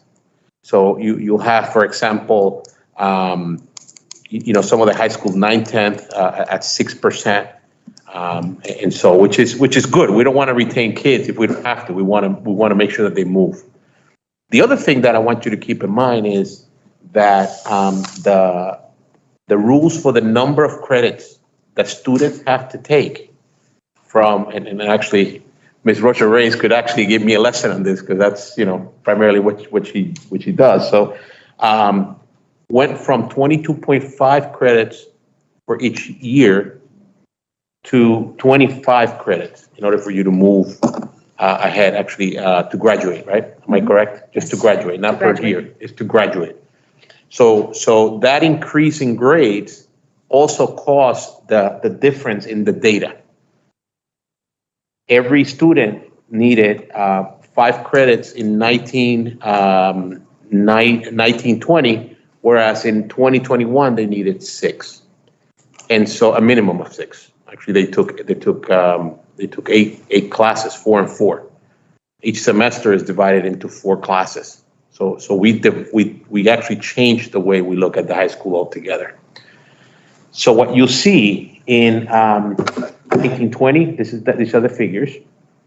You might ask pre-K 3, pre-K 4, why we have kids failing in those grades? Well, some parents choose to hold the kids back because of they're too young, they might need more time and such. And as you know, these grades are optional.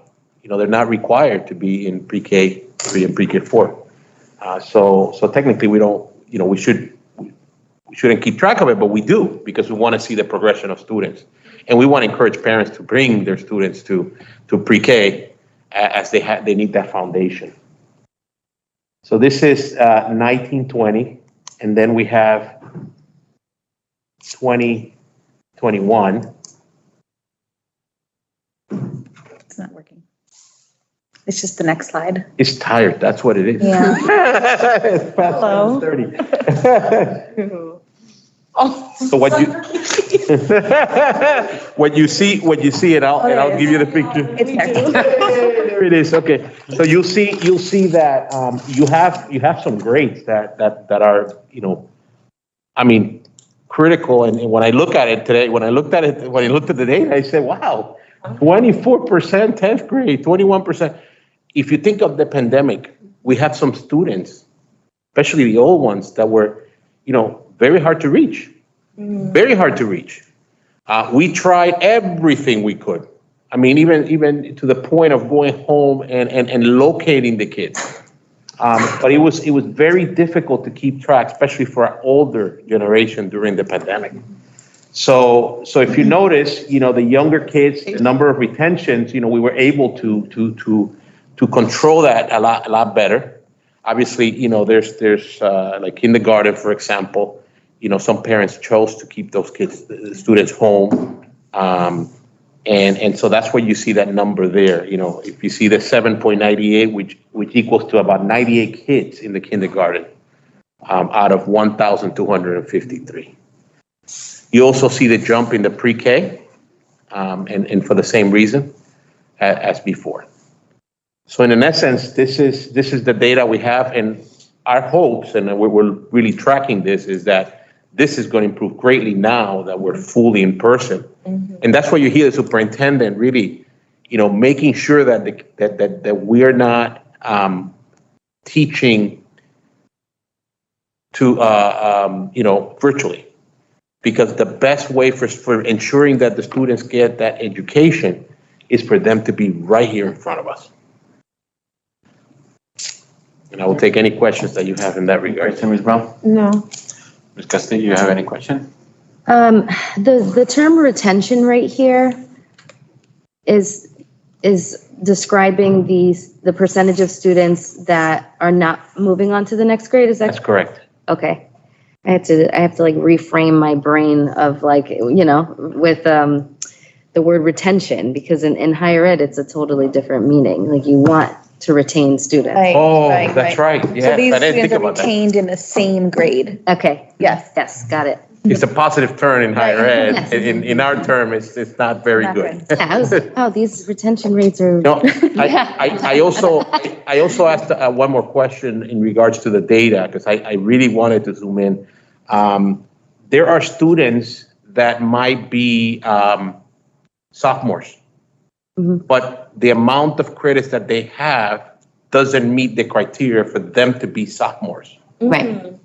Because they might have failed, one or two classes. And so when they take those, if they don't take any summer classes, because you could take up to 2 classes in the summer, if they don't take any summer classes and they go into the sophomore year, they're still freshmen. Right. So they're counted in the retention. I see. Okay. So there are 2 things that we have done. Number 1, we have a program called Edgenuity, which it's a credit recovery program. And so students are able, and they have to have failed the class. You can't just, what we used to call a CLEP back in the days. You can't just, take a course and use this program for that purpose. It doesn't work that way. So it's a credit recovery program which we use to get them up to par. And then the second way is we could take up to 2 summer classes. We have to be able to offer it. So when I spoke to Dr. Black, for example, that's involved in the high schools, he said that they try to look at to see what most of the students need, and that's what they offer. And so between those 2 programs, they try to get that credit recovery. And then the next thing is we are using semester-based courses now where they take 4 and 4, and that gives more opportunities for students to take those courses so that they could have the credits they need. It was a great thing that was brought about when Mr. Testani came here, because he wasn't here before that. So there's no excuse, like there's all types of ways. There's a lot of stuff going on. How does the Ingenuity program work? Is it like running concurrently with their other courses, or how does that go? So I'll be honest, I have not seen it, and have you seen it? I haven't seen it. I know that there's some opportunities after school. Yeah, so I know it's sort of like I think in higher ed, clapping the course where you're taking part in the course. Now, I know in speaking to Dr. Black that there's a piece that the teacher has to be involved. So it's not solely a computer program where you sit there and you do the work and you're done. There's a piece that involves the teacher or a teacher. Right. That they have to grade something. Okay, So it's a well-rounded program. right. Okay, thank you. That answers my question. Question, Mr. Joe? Yes, a couple. If we're looking at grades, 9 and 10 seem to be a sticking point throughout both years. Is that a sticking point throughout throughout time in the district as You know, I haven't, like pre-pandemic? yeah, I haven't looked at the data, I'll be honest, pre-pandemic. But I'm assuming it is. I mean, we're making, and you know, and Carly could tell you because she was in the high school better. But I'm going to tell you, when Mr. Testani came in and when Dr. Black, they kept talking about the fact that we have to do a better job in transitioning students from 8th to 9th grade. That's it. And you're nodding, so you know that that's something that you've heard over and over. And so I'm assuming from a data guy, because I am a data guy, that's where it comes from. That there's an issue in the high school that when kids are coming in, they're not transitioning well. Right. From 8th grade, and so that contributes to that retention rate.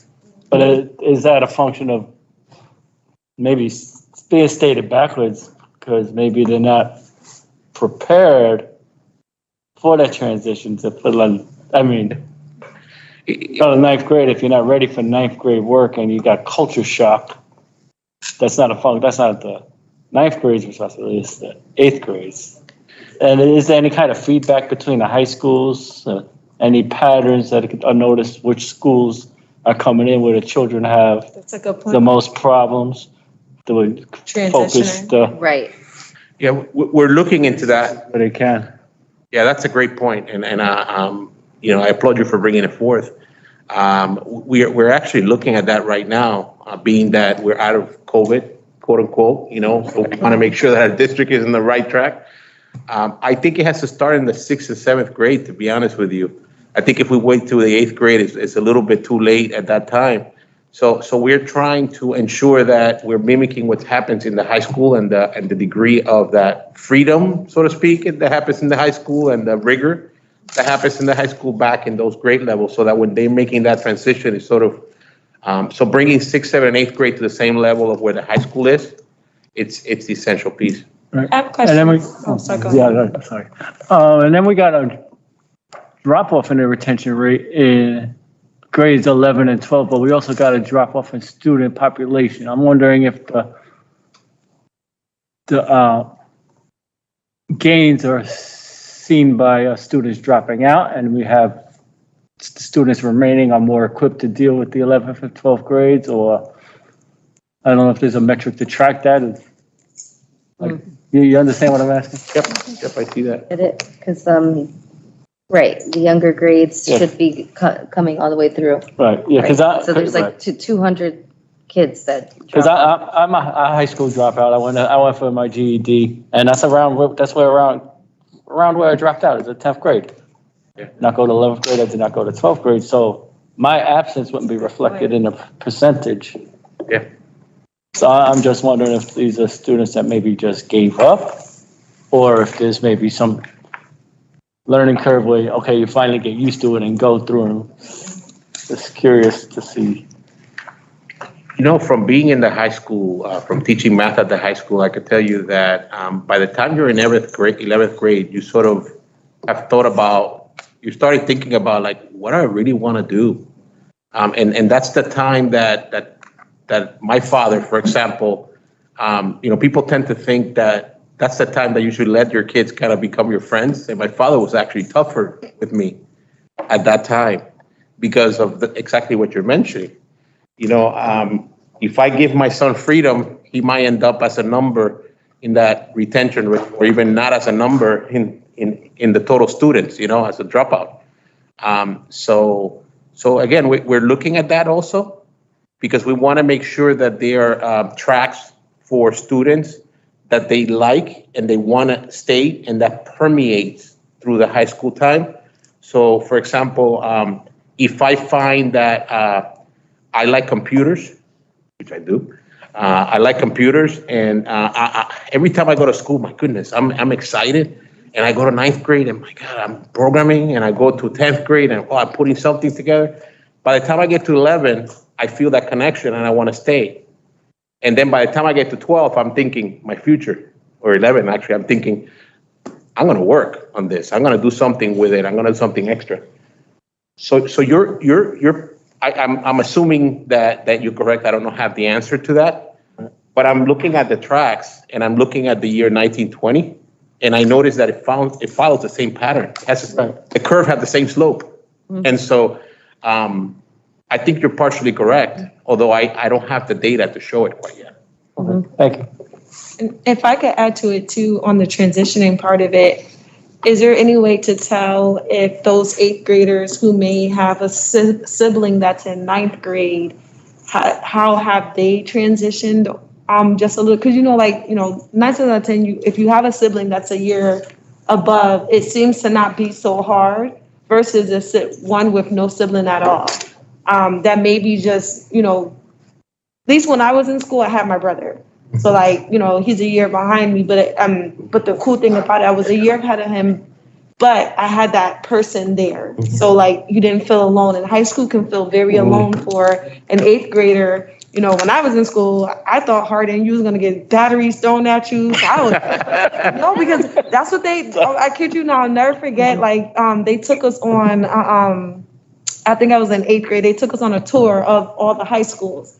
I don't know if they do that anymore. Yeah. But they took a tour of all the high schools. And I just remember a senior or a sophomore, I think they were just joking, walked by, I can't wait to get my batteries on them freshmen. And I was like, batteries on me? And then I got there and it was nothing like that. They didn't do any of the sort or whatever, but just, that fear of transitioning because of the unknown.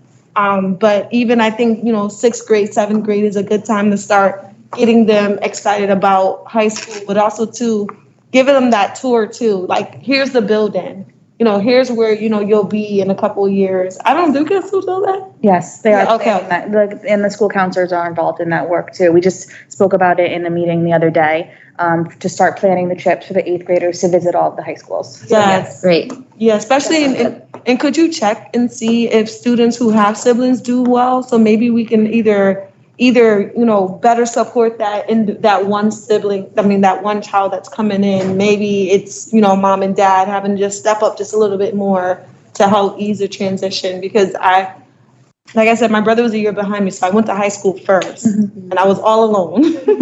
So just imagine, what that may look like for, someone who doesn't have anyone. So interesting. Yeah, that's a great point. Thank you, Ms. Brown. Mm-hmm. Any comments from Ms. Castillo? Yeah, I'm not sure if this data is accessible, but I think I'm missing an important piece, which is a 3-year historical data, right? Because 1920 and 20 to 21 are both COVID impacted years. So if we just had the additional data point of the 18 and 19, it would be easier to kind of understand what the possible impact of COVID was and how we can sort of lean into the recovery of that.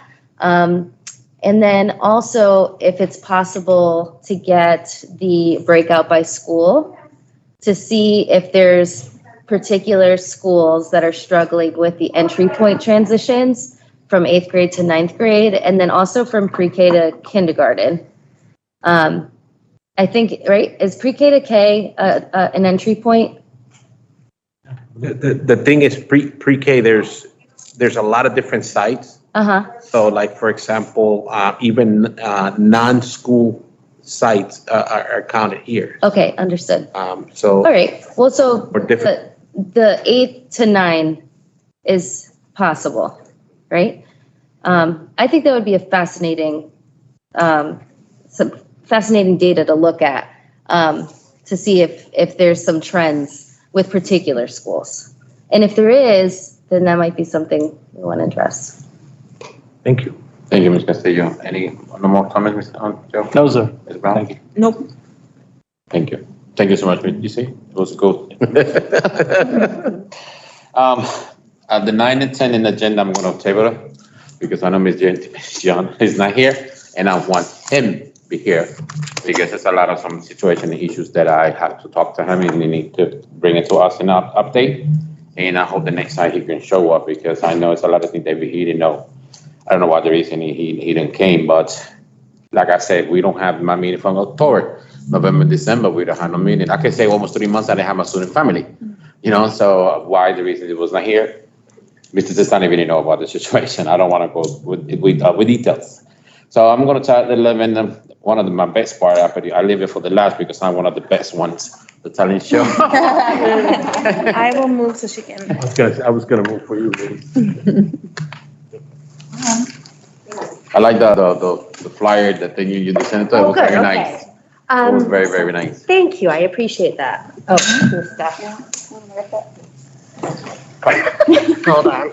There we go. Okay, thank you. I don't want to go. Yeah, so I love the idea of a talent show. It's just the feasibility for this year is incredibly difficult with COVID. Yeah. For a variety of reasons. So my proposal is to do a showcase because there are beautiful things happening in schools. And I would like to assemble that into sort of a professional video that looks polished and really highlights each school and something creative and successful that they've done this year. And then at the start of next year, depending on where we are with COVID, we can really plan out a high quality, well-organized talent show. Talent show, you said? Yes. So Mr. Bannerhein's requested a student talent show. But with the limits of COVID and congregating and all that sort of thing, I'm asking for a year. But as I said, I'd like to do a showcase, just a digital or virtual showcase of the kids being successful and being creative.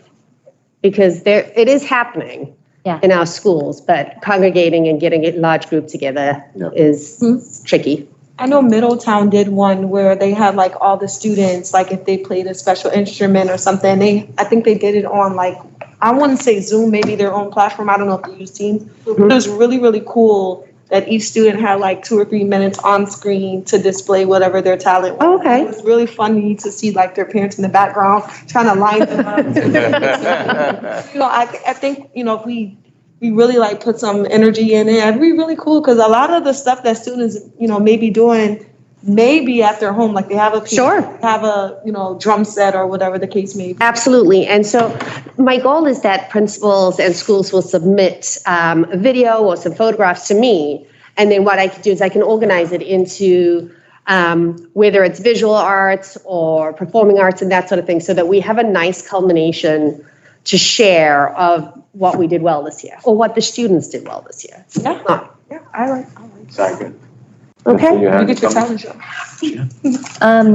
What platform do you plan to use to do the showcase?